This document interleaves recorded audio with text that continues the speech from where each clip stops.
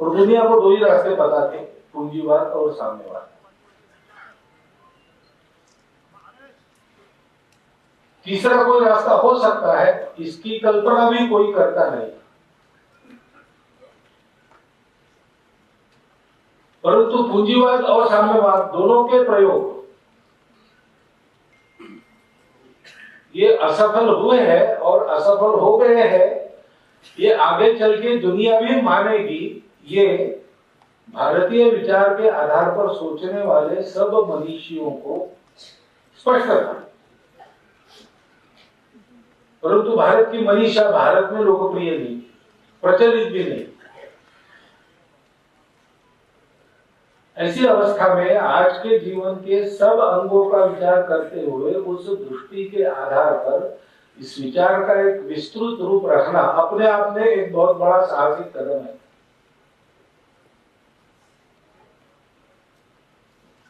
जिस जमाने में दीनदयाल जी ने इसको सामने लाया, उस जमाने में अगर कोई कहता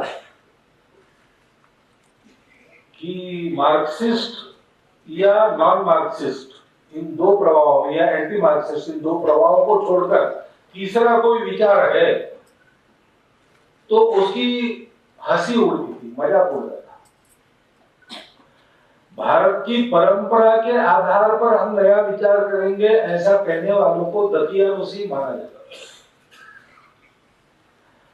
है। ऐसे समय में अपने चिंतन के आधार पर एक दर्शन अपनी परंपरागत दृष्टि के आधार पर प्रस्तुत करना, और केवल प्रस्तुत नहीं करना,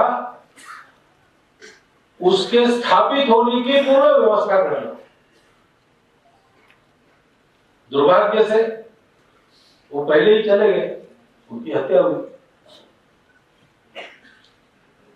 शायद समय मिलता तो उनके जीते जी उसको स्थापित होता हुआ वो देखते, परंतु ऐसा होना नहीं था। लेकिन जिस प्रकार से उन्होंने उस विचार का प्रतिपादन करके उसके लिए काम करने वाला एक कार्यकर्ता समूह खड़ा किया, उसमें ये आश्वस्ति हो गई कि आज न कल इस विचार का ही भविष्य रहेगा। और इसलिए एकात्म मानव दर्शन के विचार के साथ दीनदयाल जी का व्यक्तित्व एक रूप है।